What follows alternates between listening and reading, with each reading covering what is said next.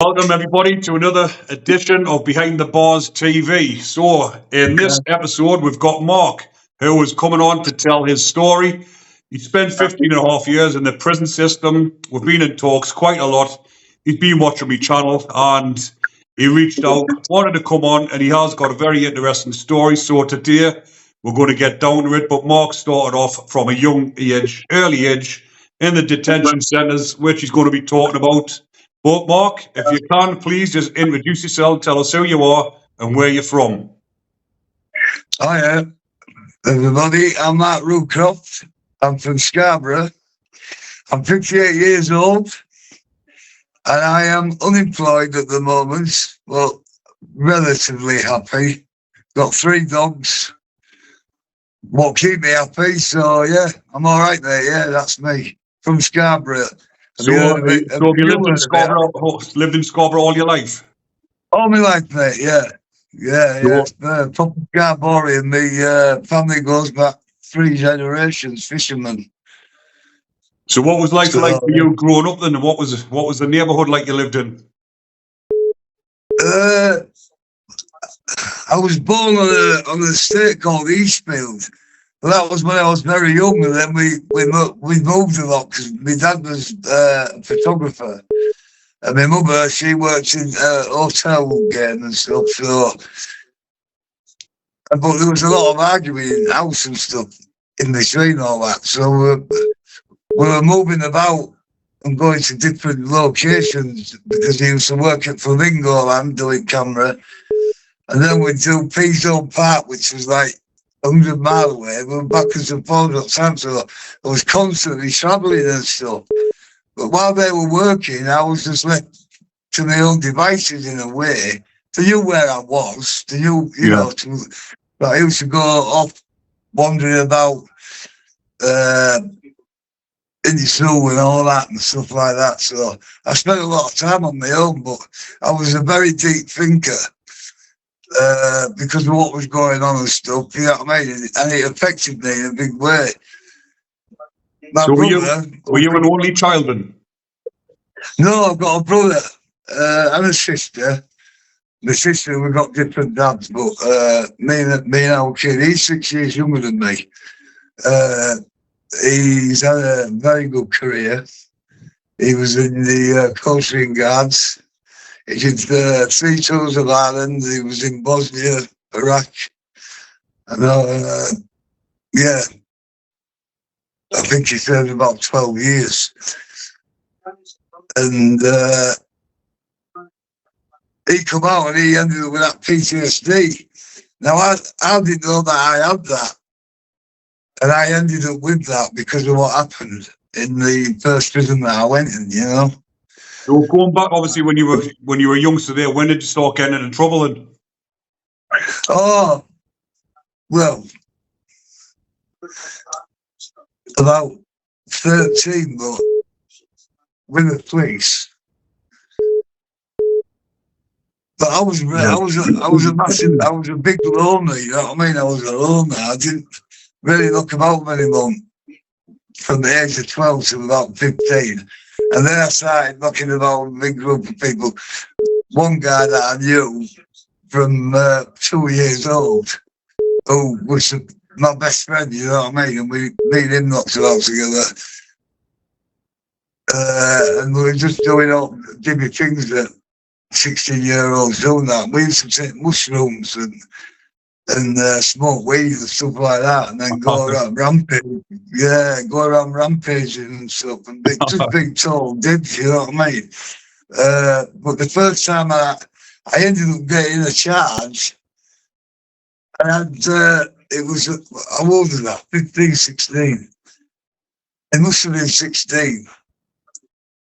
I went for Royal Marines, and I actually passed the test to get in. Then we went, cut long story short, we went camping, and in the morning we had no food left, so we walked past this corner shop, and there was loads of cakes and stuff outside the door. So we took them all the milk and all that, and I got caught for that. That was the first time that I got a charge, and because of that, that was my Marine's dream, but believe it or not. They told me that I'll have to apply again in 2 years.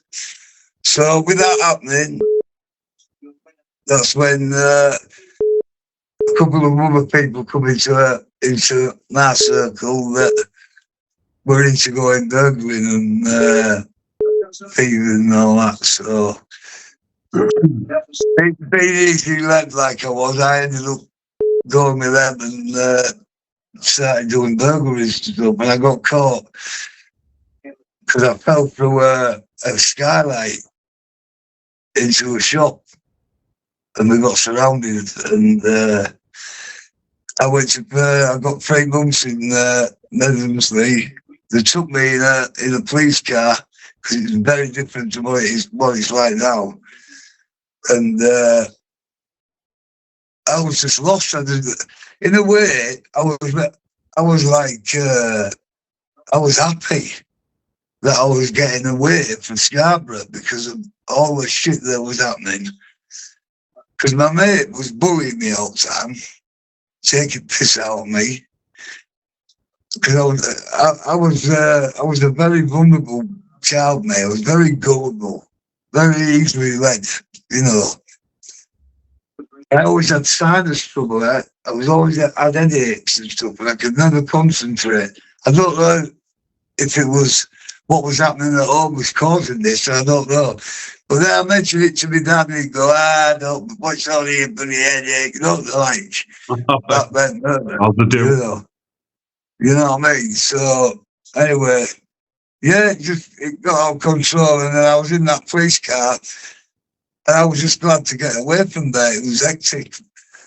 And I didn't know what was going to come. You know what I mean? I knew I was going to prison. Yeah. So Medomsley Detention Centre it was up in Consett, isn't it, in County Durham? That's where it is, yeah. It's closed down now. And what ages was that from then? What age was that? What age group was the detention centre? Was it 15 plus or was it under 15? The age group was 16 to 19. Right.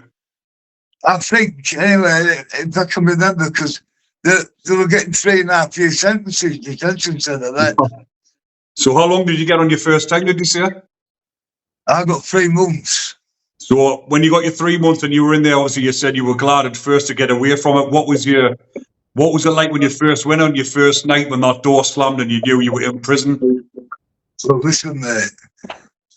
The first thing what happened when I walked from them doors, there was about 6 or 7 other kids who were coming in with me, and they took us into this big shed.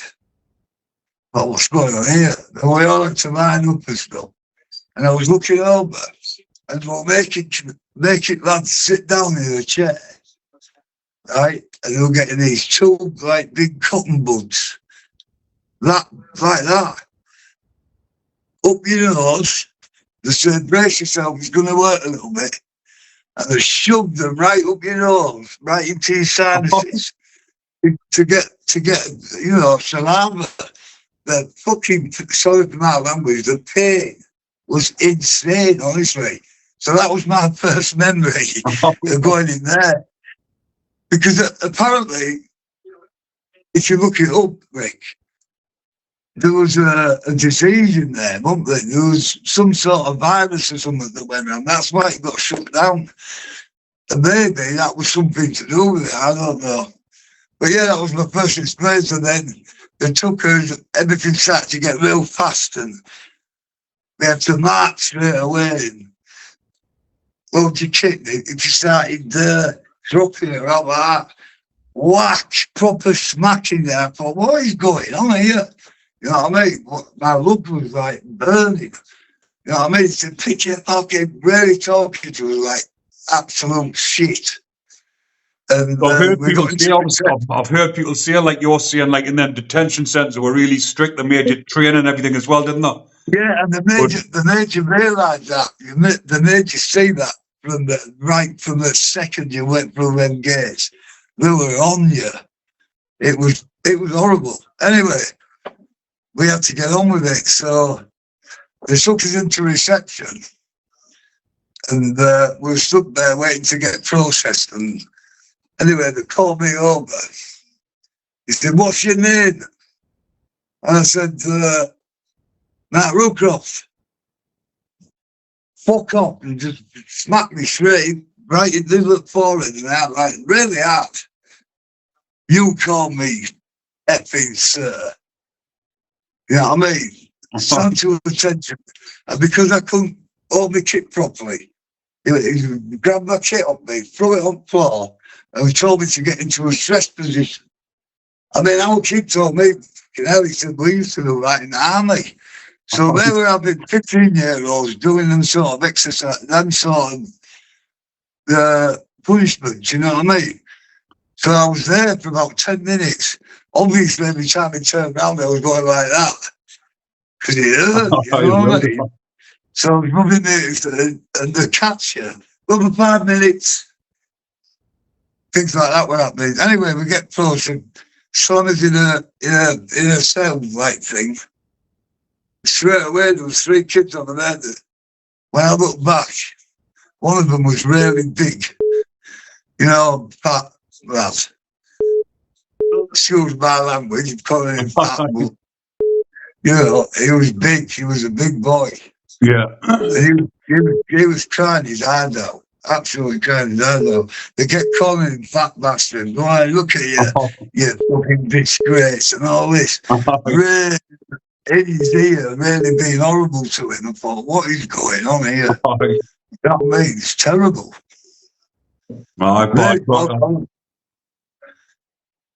So obviously, like you say, that was your first experience of it. And obviously, I'm not sure if a lot of people are aware, but there was a massive scandal that came out after the detention centre had shut down about what had been happening up there with a lot of the young boys and the officers that were supposed to be protecting them. So did you witness anything like that on your first time in there, or was that? No, I didn't witness anything like that. We obviously didn't know what paedophiles were, around like that at that age, you know. It was very undercover, obviously, looking back in hindsight. But then when I got into kitchens, this lad, this is embarrassing. This lad come up to me and went, "Do us a favour, mate." I went, "What?" He went, "Go to the boss and ask him for a sip for apples." A sip for apples. And silly went on and said, "Sir, have you got a sip for apples?" He looked at me like that, put his pen down. Now I'd heard, as we were coming from, because there was a lad who'd been in before, and he was saying that, "Oh yeah, if you don't like you or whatever, this guy, the kitchen bloke, he does a thing called the bells, which is like he hits his metal ears like that." Now, that's why I got bullied, because I had big ears. I had them pinned back. I regret that. I really do, but I got bullied that much. Only out and in there, people grabbing them, calling me FA Cup and all stuff like that, and pulling my ears all the time. So he did that to me, and my ears have never been the same since. You know what I mean? I get ringing in the ears, and I've had that 30 odd years, and it's down to that horrible. Yeah. And he's the one that got charged with 300 boys, assaulting them. Apparently he had a bed upstairs in his office, and it was that bad that no other officers could get in the kitchens.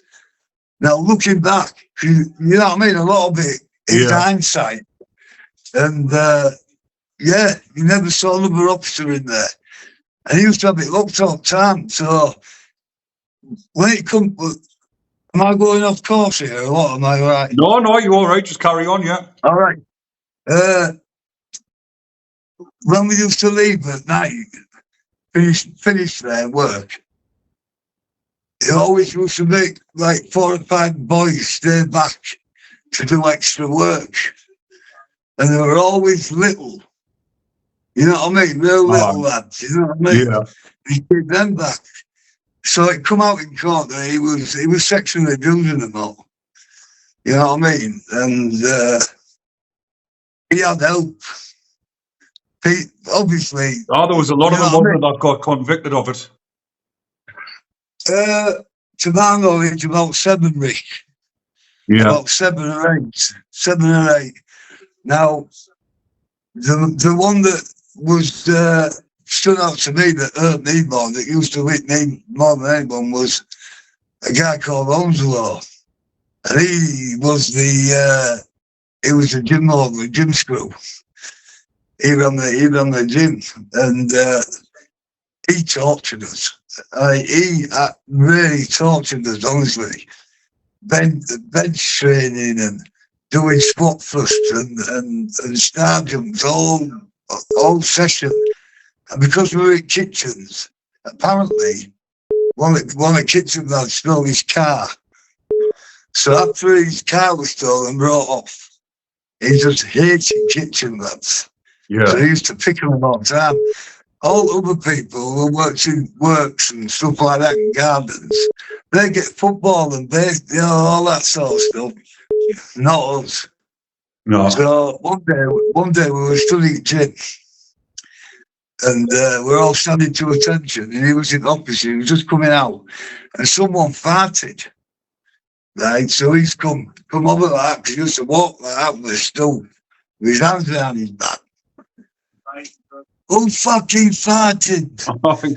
I mean, you got fucking 30 seconds to tell me who farted. So you know what kids are like, they'll start giggling and stuff, you know what I mean? Awesome. And no one had admitted it. So, and bearing in mind it was that year, I think it was 1982. It was proper bad up there. Can you remember that? It was snowing. No, I was only born in 1985. You're young, aren't you? Still a baby, aren't you, mate? Yeah, anyway, it was really deep. It was deep. Anyway, some benches. So out we went. So immediately he had us, 4 of us in teams, and we had to rubber the bench between our legs, right to the other side of the field and back. You know what I mean? And if there's anybody starts dropping it, he's over, running at them. Fucking picky. And I mean diving on them and smacking them and stuff. Oh, terrible, man. Yeah, and that time we got it right into the middle of the session. We couldn't hold it, Rick. It was that cold. You know what I mean? And then he made us hold it like that in front of us. And he's walking up and down going, get your fucking hands up. Get your fucking hands up. And I was like that on end. And he started going down. He went, broke up. Get your fucking straight up. He fucking slapped me down the face. He went, we're going to do it again. Because broke up is fucking shit. You know what I mean? So then, when all that starts, that's when all lads start on you. You know what I mean? Aye. Don't fuck up. Because if one fucks up, we all pay for it. You know what I mean? And yeah, that fat lad, I felt so sorry for him. I mean, I cried in court when that come up, and I had to mention that. I wonder if that boy's still with us, you know? Aye. Because he got tortured. And he used to put him in front to do a run, 5-mile run. And he'd have all thick lads behind him. And if he didn't run at a certain pace, they would give him orders by him to bolt him and kidney punch him. You know what I mean? And this was continuous. Oh, it sounds obviously brutal. Obviously, what's happened to them lads in there should never have happened. When you're in a place, obviously you're in there as a punishment, but they're supposed to be looking after you. But treating you like that. That's the one. And I was sort of hoping that they'd help me, they'd shape me up. You know what I mean? But that was just hideous. It was just absolutely barbaric, and there was just no way that anyone was going to benefit from that sort of behaviour. Not, So, you know. so when these, I'll refer to them as bacons just because obviously when it's on YouTube it flashes up. Yeah. So, Well, I learned that when I was down, down Liverpool, I think, or so when these, Manchester. obviously when these bacons, these horrible pieces of shit, were doing this to the young lads, was everybody else aware of what was going on as well? Well, they might have done, Mickey, but I think they kept things like that to themselves, you know. Yeah. They didn't tell anybody. And I mean, boys would be like that, wouldn't they, with something Of course, like that? you've got to feel ashamed if something like that happens on. They'll not Yeah, want of to tell course other they people. are. Of course they are. But I remember lads getting, if they got caught talking in the dorm at night, they'd get them out of bed, smack them and all that, get them out of bed, drag them out, make us all stand to attention at our bed, side of our beds and that. They get dragged out. They get told to scrub in toilets for an hour, but you could hear them slapping them and banging them and stuff. And they were screaming, you know what I mean? And then only 3 had come back, not 4. 1 had disappeared, you know what I mean? Aye. Oh, it sounds horrendous. How many times were you in there then in total?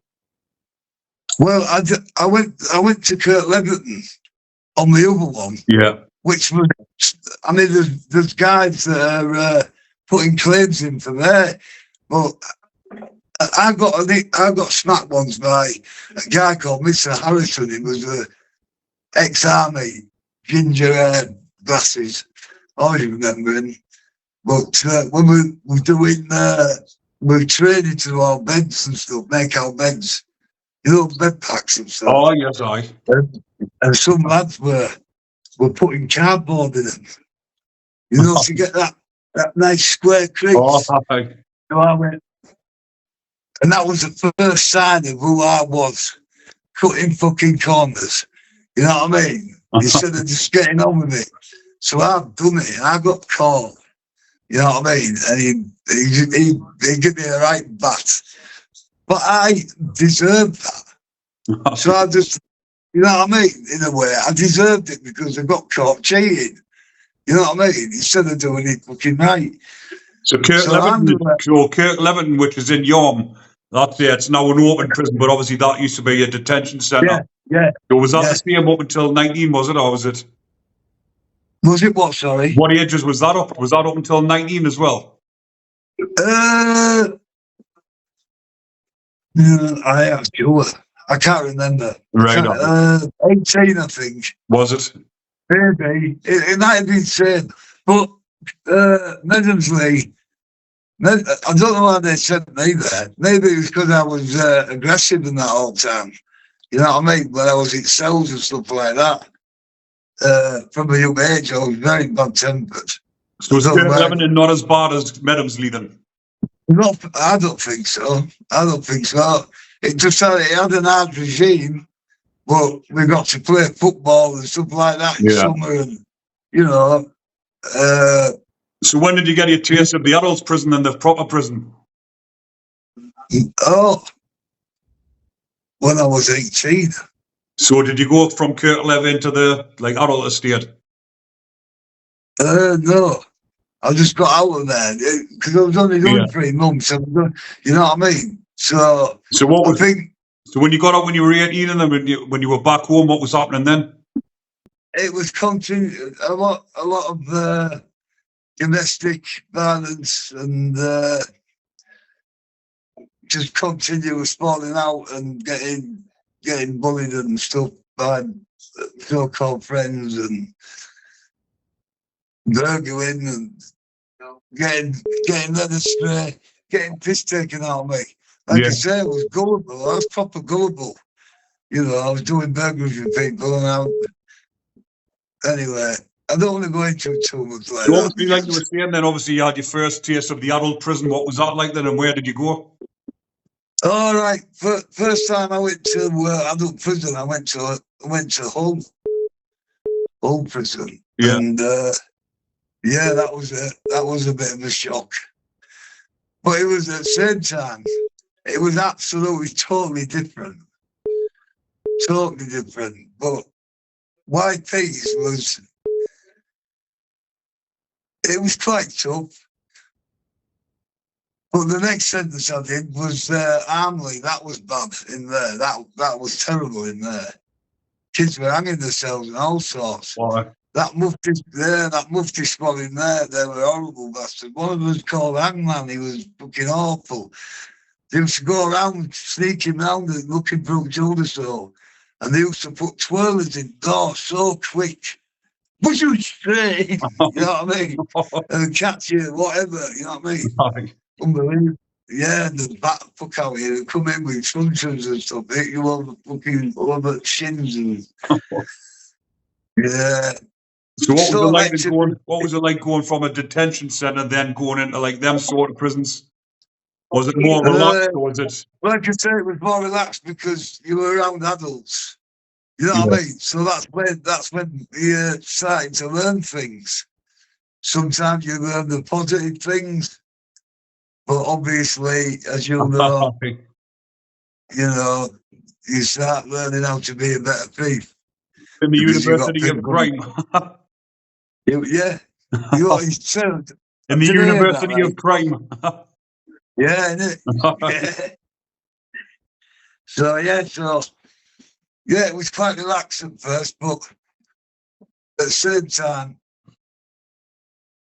there was a lot of bullying going up among YP lads, you know what I mean? So that was keep your head on, you know what I mean? But I wasn't really game then. I wasn't game, so I used to try and stay out of it. But I was getting someone coming up and bringing me a bit of, I mean, all right to mention that. It was a long time ago, but... Oh, that's all right. But as soon as I find out that you've got it, they'll bully it off you. You know what I mean? And I'll just give them it. If you tried it now, it'd be a completely different thing, wouldn't it? What was that, sorry? What was that, sorry? Well, I said it'd have been a different story if I did it now, or they did it when I was like 22 when I woke up. You know what I mean? Yeah. That's when I woke up when I was about 22. I realised what I was and what power I had, you know what I mean? Yeah. But my dad used to tell me, you need to calm down, you will end up killing somebody. Was there a lot of violence in them prisons? Yeah, because there was a lot of drugs flying about and all, and there was a lot of needles as well. A lot of kids getting needles in the... Yeah, because they started doing that system where they started a new regime, and they did it in all as well, where they were leaving you open all day. Leaving you open, you know what I mean? Leaving doors open, so you could wander about and that. But that was when I was 21, I think. Am I jumping here? You're still asking me about when I was 18. No, you're all right, just carry on. Oh, is that all right? Obviously, we're talking now about what's happening in the prison when you're in the adult estate and all that. Yeah. So I started seeing people, injected and stuff like that. And I'm surprised at that. Obviously, I heard, back in the day, there used to be a lot of weed in the prisons now, but I hadn't realised that there was that sort of thing going on. Oh, yeah, especially, it was bad for it. Terrible. Especially, and that's... Maybe it was an exercise. Maybe they were doing it on purpose to see how it would go. Yeah. But obviously, having people open all day, they get to mingle. So then they get to sort things out, don't they? And that's when things start rocking and rolling. And it was unbelievable, the amount of gear that was in there. But they didn't get a lot of needles in. Needles were in there. That's what I meant. I didn't mean there was loads of them. Yeah. There was a lot, and because they were rare, there was like 20 kids sharing it. Yeah, and it got to the point where it was that blunt. They were sharpening it on fucking matchboxes. You know what I mean? That's how desperate they were. And these kids were skin popping in the bellies and that. You know what I mean? And it was around that time when the AIDS epidemic started. You know what I mean? So there was a lot of paranoia about that in there. I think we all went through that, because even where just having normal sex with a virgin, you know what I mean? You get up in the morning and that, you have a scab on your, a spot on your cheek. Oh no, what's going on? Because I was like that. I was a worrier, you know what I mean? Proper worrier. So, So I when mean, you in got over Lincoln, jail that time, then what was your biggest sentence? I know you said you've done 15 and a half years altogether. So what was your biggest yeah, sentence? And when was the last time you were in? my biggest sentence was 5 years. But And where I did you did do that happen? the 5, I did most of it in Hull. So In Hull prison. because I know a whole prison now, that's just like a local prison, isn't it? Yes. So did they used to keep obviously sentenced prisoners there as well? Yeah, you get to stage your sentence and stuff. Yeah, definitely. But you'd have to get a good job. Are they like And old all the Victorian count. prisons, aren't they? Is it like the old Yeah, Victorian prison like Durham, right? that's the one. Yeah, the fucking cells were awful. Hot windows smashed and that, fucking freezing on night time. And they used to throw shit parcels and all that out a window. And they would, they'd end up hanging on your window or something. Fucking just horrible. Well, there So was, you tell us look some at, of the violence that you've witnessed in prison. What was the worst you've seen in there? oh, no, fucking hell. Now, you know when people, you must have had it yourself, when people come up to you and go, I used to fucking grass in. Oh, Yeah? A lot of the time in there, Rick, innit? You know this. of course, They tell you that he's a fucking beast. But he's only doing it because he owes him fucking money. Or, you know what I mean? So I learned that, right, I'll take that on board. If I know that person in York saying that he's that way inclined, show me the evidence. Yeah. Show me the debts, right? And what I'm getting at here is, there was these 3 kids in for armed robbery, right? And they'd done a lot of post offices and that. Anyway, one of them used to wear real thick rimmed glasses, right? So that's like a profile for an nonce, isn't it? Who wears glasses. It was, you know what I mean? They got pigeonholed, didn't they? And someone come in and fucking started saying he was that way inclined. And I was next door, I was in the next pad, right? And I was just coming out, I was going to go for a shower. And I heard all this thumping and fucking, all this fucking shit. And I went, what the fuck's going on? Because I didn't mind the kid, he was a good lad. Yeah. So I'm going, rushing in, you know what I mean? What the fuck? And there was 4 of them over him with fucking batteries and all sorts of shit in these pillowcases. And he was getting every one of them round his head, not in his body. They were fucking, I was looking, I mean? I didn't know what to do. I dived into them like that, but they just fucking 4 of them just pushed me up. Fuck off, Connor, you'll get it. You know what I mean? Anyway, they did it bad. Very bad. And he ended up in hospital for about 6 months. Anyway, that 6 months was up, and he brazenly come back onto the wing, right? And he walked on, staunch as fuck, and went straight up to where he couldn't bring them fuckers, you know what I mean? And it turns out he was doing 15 years, and he kept his mouth shut, you know what I mean? And 2 of his mates, they got off with it, you know what I mean? He was a fucking staunch kid. And just because he had glasses on and all that, he nearly got killed through it. It's happened a lot of times not in prison, obviously, for mistaken identity or someone getting. Yeah, it does, doesn't it? It does, it goes on a hell of a lot. I mean, worst place I ever was we went burgling down Lincoln. You know what I mean? All around that area. And we got tailed by police and we ended up in there. And I was on remand in there for about 18 months. I ended up with getting 2.5 years. My mate got off. I made a fucking statement, not admitting it, being cocky, thinking that I could explain myself. He just went no comment, because you could do it then, could you? Back then, you know what I mean? So anyway, I was in Kickers and that in there, and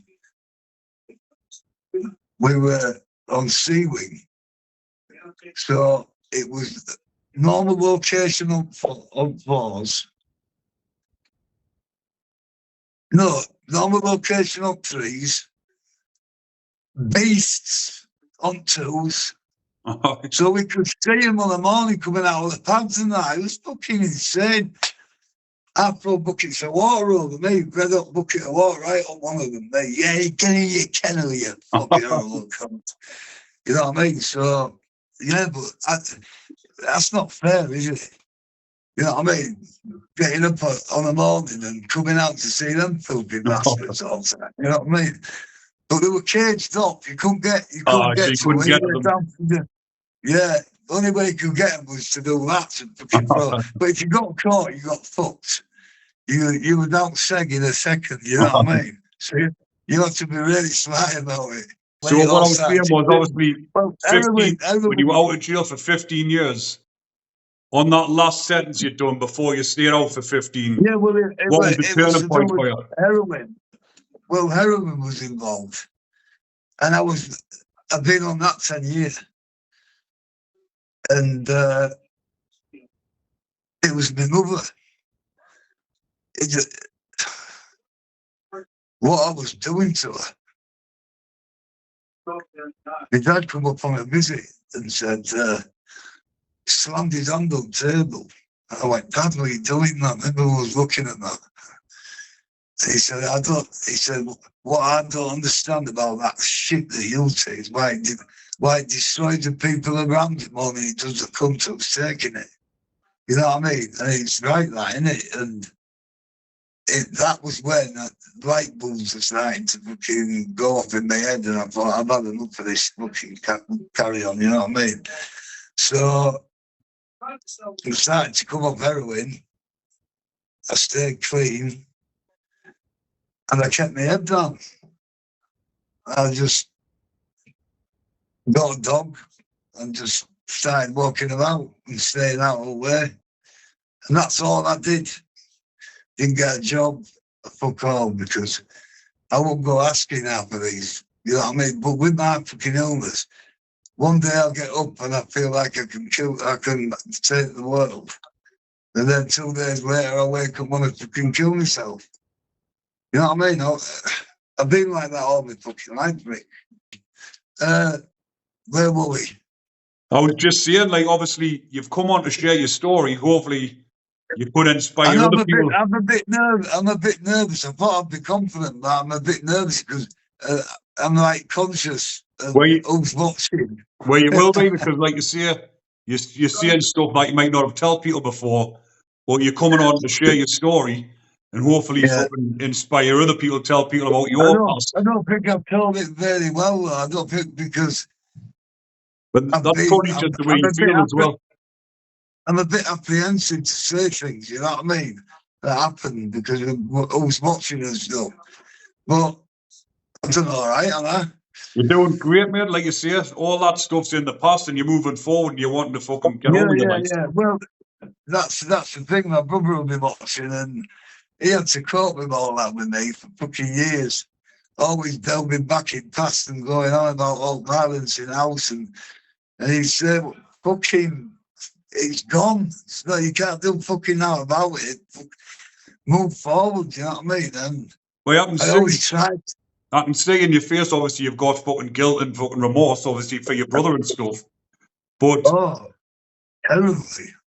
But like you say, you're coming on here. I used to blame them, though. I used to blame them, right? But they had their problems. They had their shit going on. They loved me. They did everything they could for me.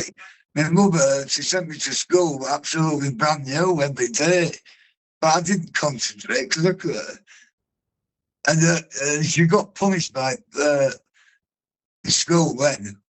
You got put back in class and just told to sit there, and kids should be seen and not heard.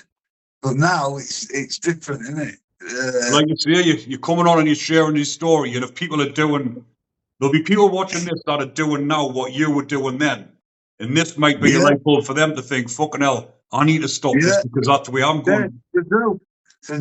They need to stop it. They need to stop going in there. The only way is down. it will muddle your head. It will take away your soul. Especially if you have drugs involved with it, it will rip a fucking hole in you, I'm telling you, and you won't recover from it. But the biggest thing of all is like my dad said, how it damages the people around you more than it does the person who's actually on it. It does. It's what you do to your family. Like my nan said, when I had the flat round corner from her, you know what I mean? She said, every time I see an ambulance, I think it's for you. And it's like, oh my God, you know what I mean? When I look back at things like that, and she had enough to be coping with, you know what I mean? With what was going on with her in the marriage, you know? Like you see, it's the bigger effect, the effect it has on the people around you, the ones that care about you, isn't it? Absolutely, pal. Yeah, absolutely. I mean, you've experienced it, haven't you? So, I have. how long, do you mind me asking how long you were in there?